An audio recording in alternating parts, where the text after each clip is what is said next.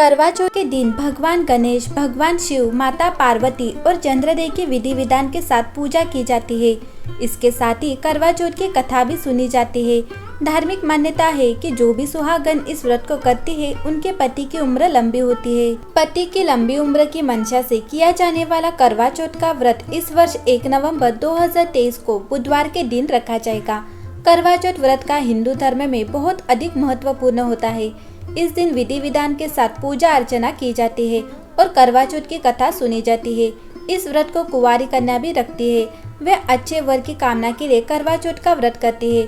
करवा चौथ की खास पूजा शाम को चंद्रोदय के बाद ही की जाती है। पूजा और व्रत की विधान के अनुसार करवा चौथ के दिन सुबह उठकर स्नान आदि करके स्वच्छ वस्त्र धारण करे और ईश्वर के सामने हाथ जोड़कर व्रत का संकल्प ले और इस मंत्र का जाप करे। मम सुख सौभाग्य पुत्र पौत्रादि सुस्थिर श्री प्राप्तये कर्क चतुर्थी व्रतमहम करिष्ये। इसके बाद दोपहर में पूजा की तैयारी करे। इस रीति को करवा धरना कहा जाता है। शाम को फलक वाले स्थान पर जमीन पर चौक लगाए और माँ पार्वती और शिव की कोई ऐसी फोटो लकड़ी के आसन पर रखे जिसमें भगवान गणेश माँ पार्वती की गोद में बैठे हो। अब पूजा की थाली सजाए और थाली में दीपक, सिंदूर, अक्षत, कुमकुम, रोली तथा चावल की बनी मिठाई या सफेद मिठाई रखे। इसके बाद माँ पार्वती, भगवान गणेश और शिव के साथ चंद्रदेव की आराधना करे। फिर करवा चौथ व्रत कथा सुने या पढ़े। चंद्रमा के निकलने पर छलनी से या जल में चंद्रमा को देखे। फिर चंद्रमा की पूजा करे और उनको अर्घ्य दे। उसके बाद अपने पति की लंबी आयु की कामना करे। इसके बाद पति के हाथ से पानी पीकर या निवाला खाकर अपना व्रत संपन्न करे। फिर अपने बड़ों के पैर छूकर उनका आशीर्वाद ले। करवा चौथ की प्रचलित कथा वीरावती और उसके 7 भाइयों की है, जो इस प्रकार है। प्राचीन काल में इंद्रप्रस्थ में वेद शर्मा नामक एक विद्वान ब्राह्मण रहता था। उसकी पत्नी लीलावती से उसके 7 पुत्र और वीरावती नाम की एक पुत्री थी। वीरावती के युवा होने पर उसका विवाह विधि विधान के साथ कर दिया गया। जब कार्तिक कृष्ण चतुर्थी आई तो वीरावती ने अपनी भाभीियों के साथ बड़े प्रेम से करवा चौथ का व्रत शुरू किया, लेकिन भूख प्यास से वह चंद्रोदय के पूर्व ही बेहोश हो गई।